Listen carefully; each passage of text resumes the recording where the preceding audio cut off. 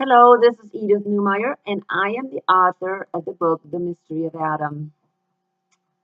Well, I am not going to talk about my book today, but if you'd like to read it, find it on Amazon or go back on my playlist and click under The Mystery of Adam.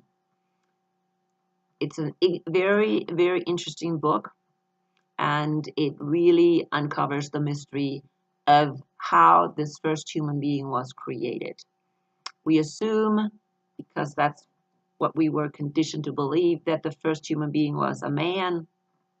But if you really study the original text, you only can come to the conclusion that this first human being was really male and female in one. So, but I'm not going to talk about that today. I'm going to continue with Revelation. A little bit about the way I study Revelation. The Holy Spirit has shown me a unique way to look at Revelation. I look at each individual's vision that John had, and I place them on this timeline, this Revelation timeline, from John's birth to the new heavens and the new earth. These visions fit on there, but they're not chronological, okay? So you cannot go by these chronological things in Revelation. You cannot read it chronologically. You have to see where these fit. And sometimes these fit, they overlap. Sometimes you read about the same event, at the end even of Revelation. Okay? For instance, the wrath of God was mentioned several times in Revelation. And so these overlap. Okay? You can see very obviously that they are the same event in the first wrath that is described in chapter, where is it? Chapter 8, 9, 10, and 11. That's the wrath that was described for the first time. Then we have the wrath described in 16, in chapter 16. 15 describes the wrath, but very, very briefly. So, very briefly, I mean, it says it's the wrath of God. So it has to be the wrath. So that overlaps with the wrath, okay? But it's mentioned very briefly. So, but 16 and the chapters in the beginning, they overlap very well, and you can actually see. And so you will see that today. So, but let's go to chapter 15 today. And I have to find, 15. It says, and I saw in heaven another great and marvelous sign, 7 angels with the 7 last plagues. Last because with them God's wrath is completed. Okay, so he's talking about plagues, 7 plagues. Okay, and he says with these 7 plagues, the wrath of God is completed. So these 7 plagues are part of the wrath of God.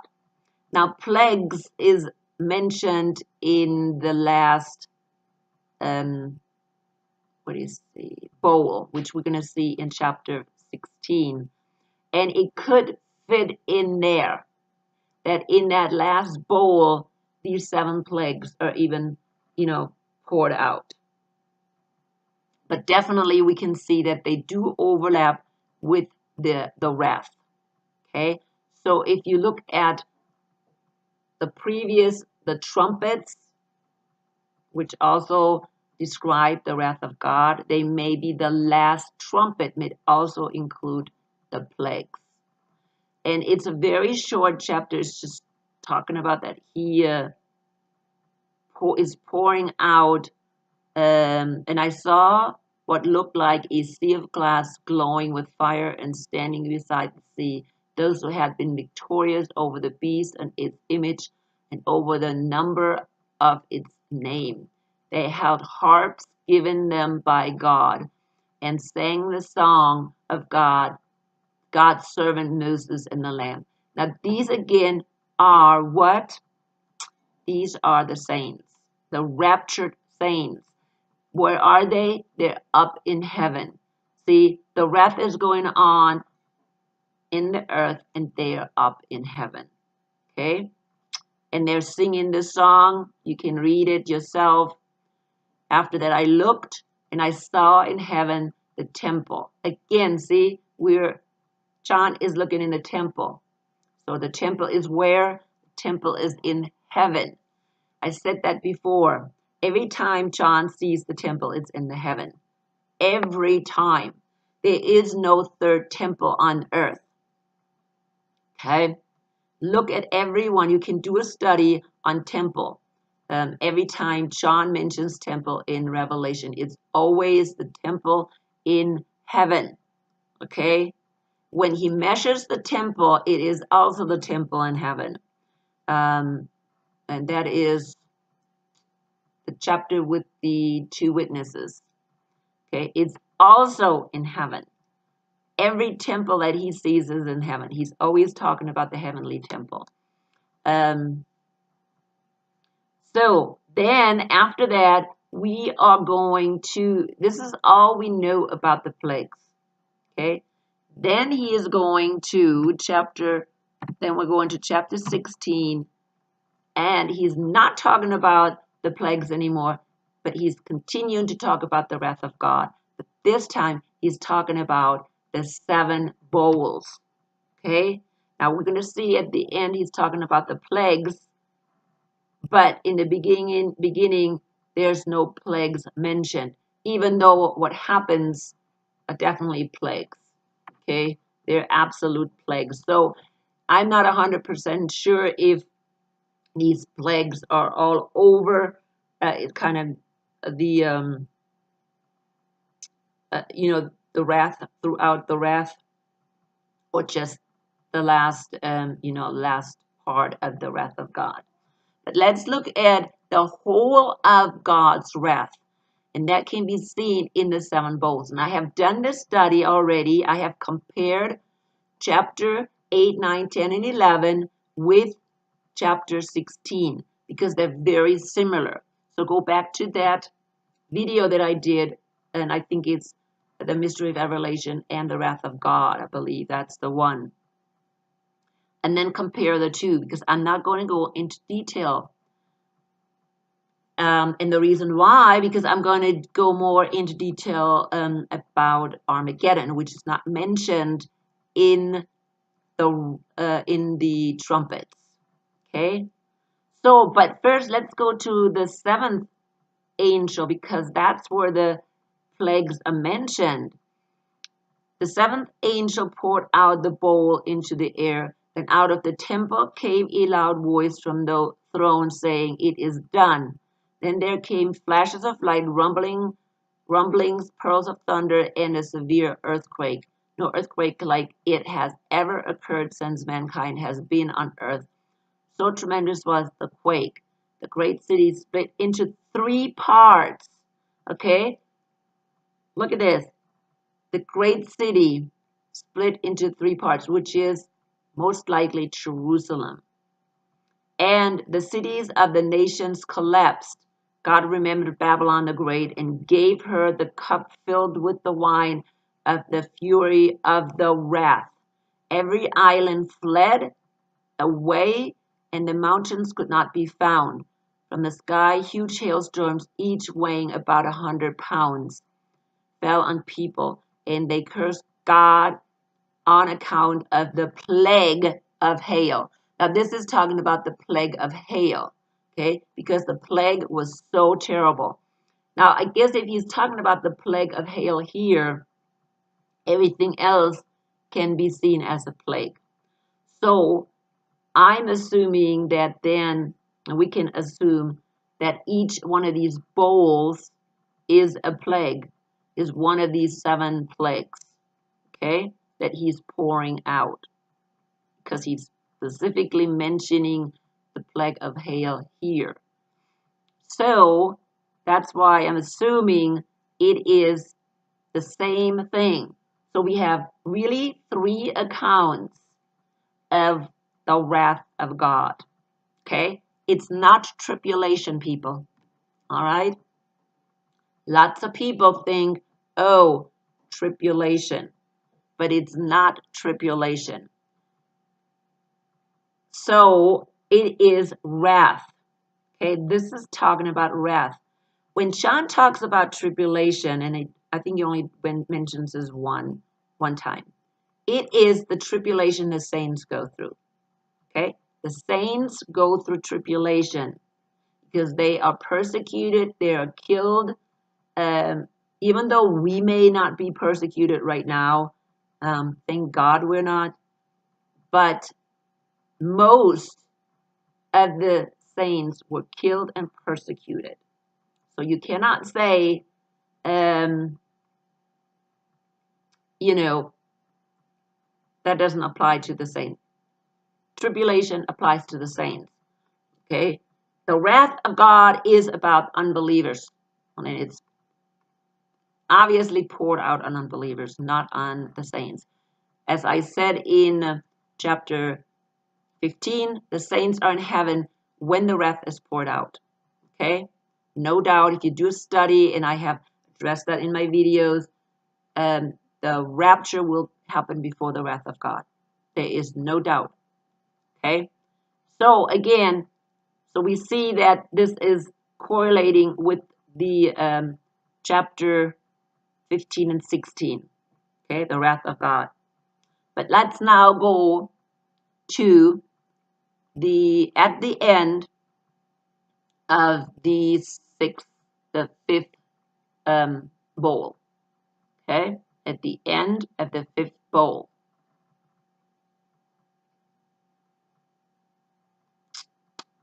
Oh, where are we at?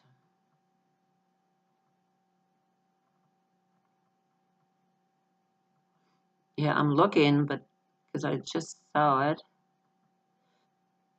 Oh yeah, there it is. So at the end, chapter 15. Look, I come like a thief. Blessed, now look at this. Look, I come like a thief. And who is he coming as a thief for? The unbelievers, not the believers. Believers should be ready, and they should not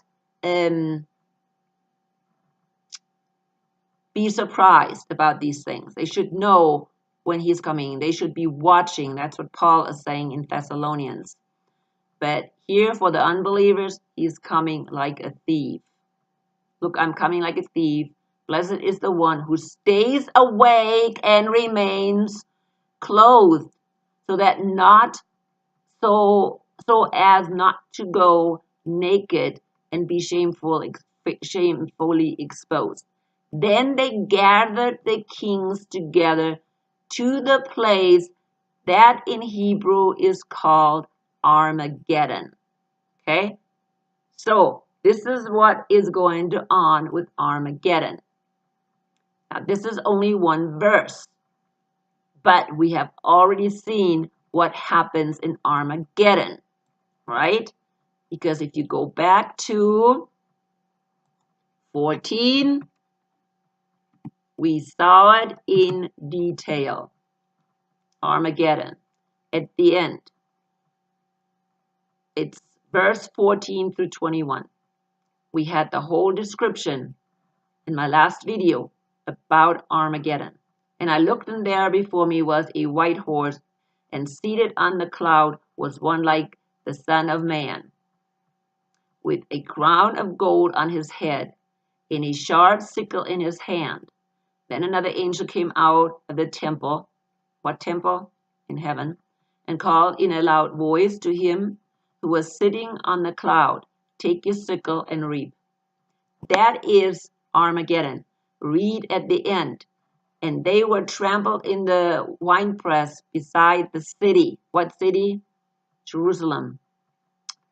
And blood flowed out of the press, rising as high as the horses' bridles, for a distance of 180 miles.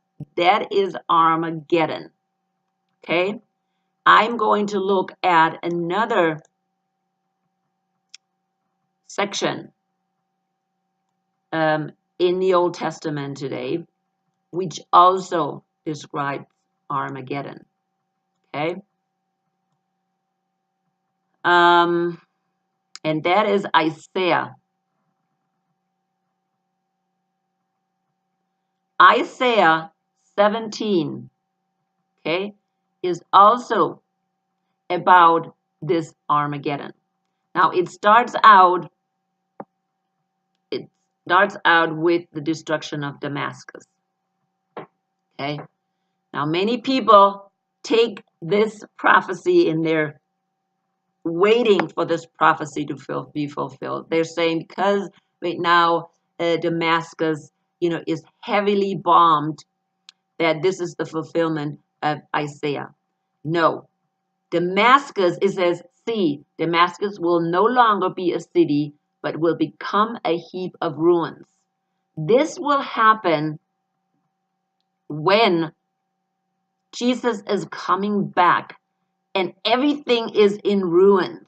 After he comes back, after he comes back, everything is in ruins in this world. Everything is destroyed. Every city is destroyed in this world. Again, look at the last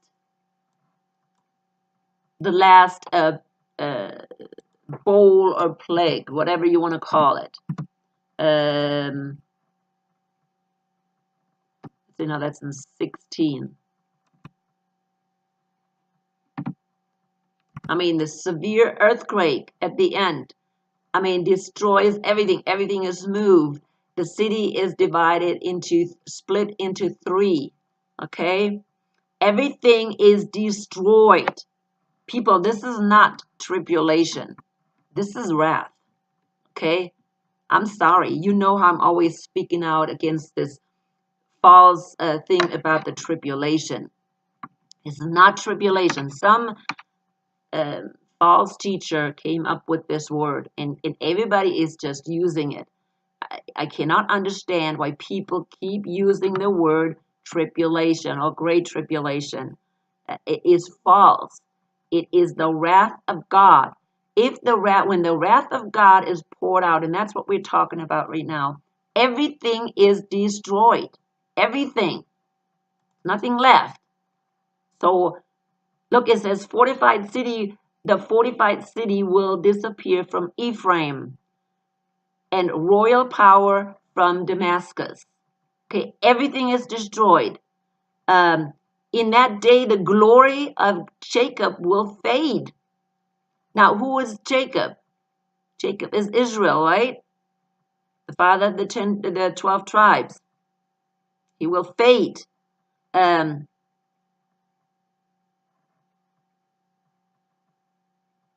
Everything will be destroyed.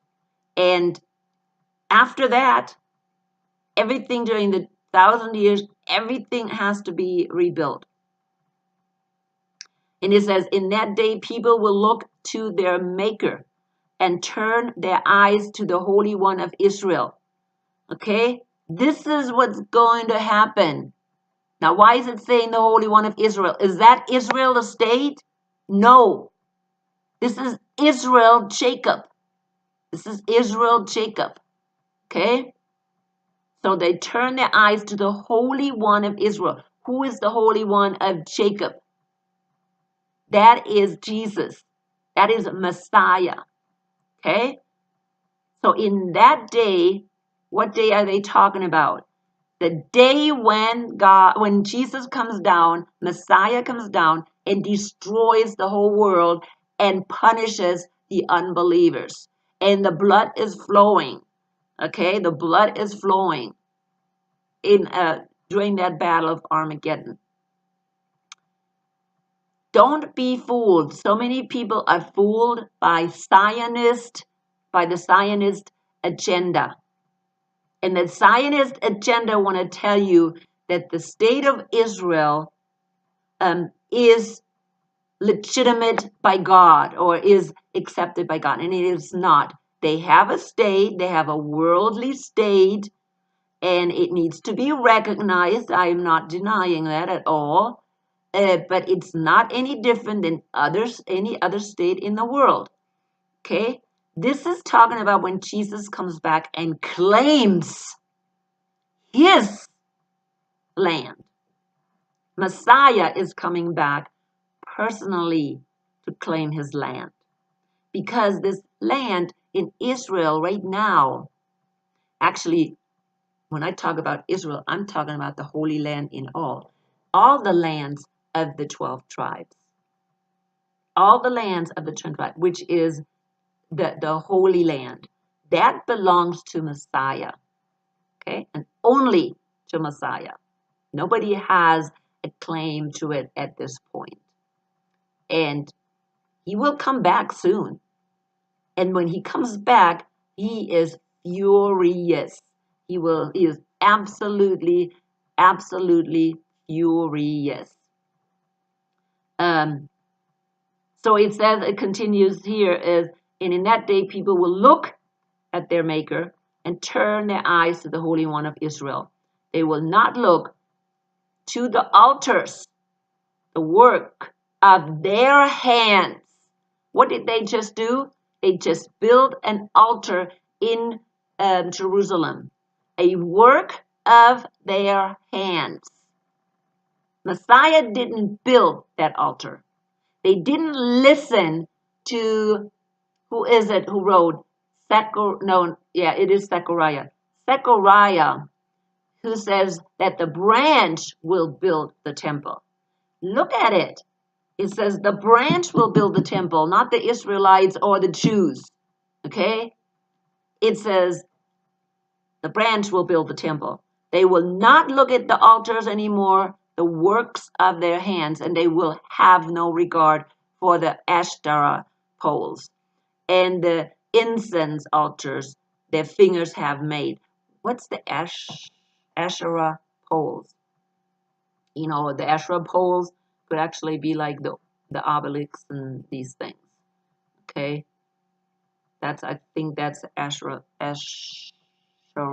poles. And in that day, their strong cities, which they left because of the Israelites, will be like places abandoned to thickets and undergrowth, and all will be desolate. Okay? So they will be all desolate.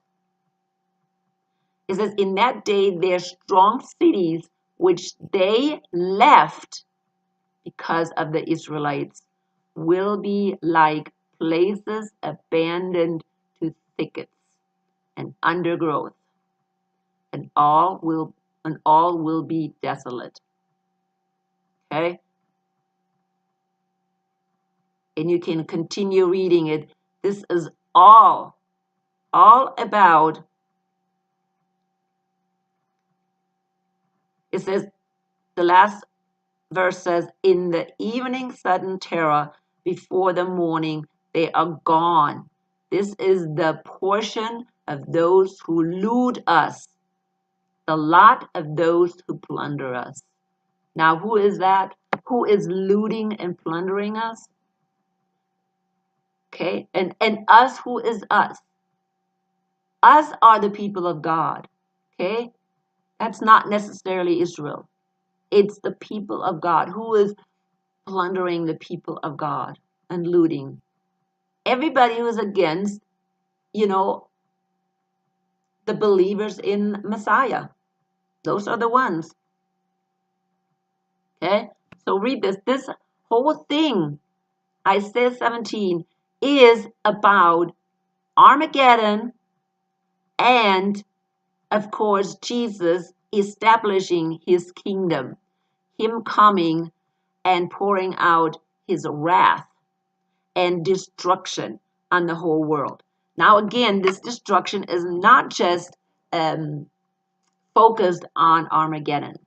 It is all over the world. There are seers, and I know it, there's seers in Germany, okay? Many seers that see the destruction of Europe. And some people believe destruction they see is connected to a war, a third world war.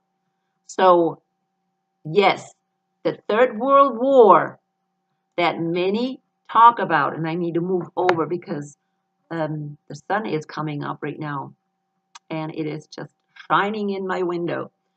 So I'm going to sit a little bit in the shadow so that sun is not shining in my face too bad. Anyways, these seers in Germany's various ages, okay, not just throughout, I mean, since 1000, let's say, to today's day, we had seers in Germany that have seen the destruction again of Germany at the end. And they are saying that there's going to be a Third World War. There's one guy that lived during the Second World War and into a little bit after the Second World War. His name is Elmeyer, and he saw the Third World War very clearly and the destruction of Europe. There was nothing left in Europe. Okay, there were few people left that had to totally rebuild, and he's clearly saying that people afterwards, they are praising God and they are again, following God, and are believers. Okay, so yes, this is not just this is not just in Israel where all this stuff happens. Matter of fact, you can see at the end, where is it again?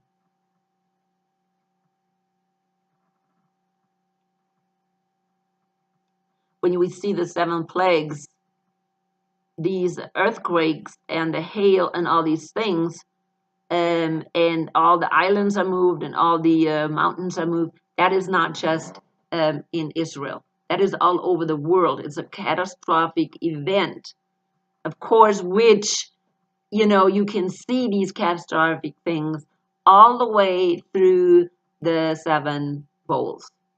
You can see these catastrophic events. Of course, now we need to look at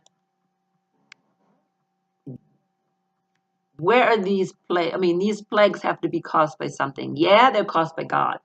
But just like Moses, the plagues of Moses' time, they were caused by God, but God used certain events. There's many people, and I'm going to just bring it up a little bit, and I may just make a video some other time about this.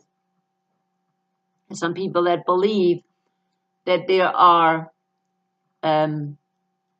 regular events that will happen, like for instance, the flood, the plagues of Moses.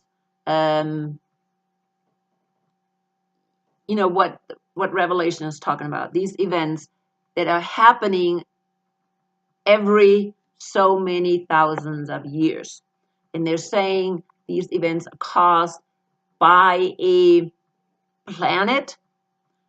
At least we can say a galactic event that maybe we have no idea about, or at least maybe our government doesn't want us to know about. I think they know about it because we read in chapter 6 that they're hiding in the mountains, in the caves, and these are definitely not caves. There are bunkers that the elite is already building. So they know something is coming, and if they know something is coming, then they're lying to us and they're not wanting us to know. Of course, we don't have to worry.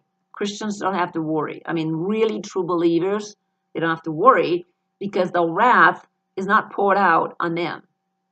The wrath is poured out on unbelievers. So, but anyways, we need to know about it because these plagues are not just here like that. They're gradually, if there is a galactic event happening, it's a gradual thing. If there's a planet out there like Planet X or Nibiru or Wormwood or whatever you want to call it, that planet is coming into our solar system gradually. And so gradually, the the world is going crazy. The weather is going crazy. We will see more earthquakes, like Jesus said. We will see more eruptions, volcanic eruptions. We will see more devastating weather events. So that will be a gradual thing until it gets worse and worse. And then we have the real, wrath of God being poured out. So, but I'm not going into detail today. I'm just going to bring it up, and I may make a video of that some other time. But I want to finish up today about this Armageddon. That's really what I wanted to really, really focus today, this Armageddon. And show that there's different places where you can find this idea about Armageddon. And again, people do not be fooled, okay? This Zionist movement, they have a lot of propaganda out there. And I believe that these false interpretations of the Old Testament are part of that. They are trying to mislead us. Judaism does not want us to believe in the Jewish Messiah. Okay, it's the Jewish Messiah. Jesus is, but he is hated. Okay, by the Jews. Jesus is hated by the Jews. So they don't want us to know about it. They don't want us to know about his coming. They don't want us to know about anything. And they are in the business of confusing us. Again, I said that before, they don't have the Holy Spirit, and so therefore, how in the world can they interpret their own scripture? They don't. They rejected the prophets. When they rejected the prophets, when they couldn't see that they were speaking about Messiah, and they ignored all the passages that pointed to Messiah. They ignored it. Okay, they didn't want to see it. And so how in the world can they tell us anything about any interpretation of the Old Testament or the prophets? They don't. So this Isaiah 17 is not about right now and, this glorified Israel, state of Israel. But this is about the time when Messiah actually is coming back. This is what it is. Okay? So don't be fooled. Some people, they just have heard this Isaiah 17 in regards to the destruction of Damascus. But the destruction of Damascus has to do with the return of Jesus. Period. And he most likely is even causing it. I mean, it's not anybody causing it. They can demolish it, blah, blah, blah. They will rebuild it. But once Jesus is here, it's going to be demolished. It's going to be staying demolished, okay? So anyways, look at these things again. Pray about it. Let the Holy Spirit guide you. And I will finish up today. This sun is really getting in my face too much. Talk to you later.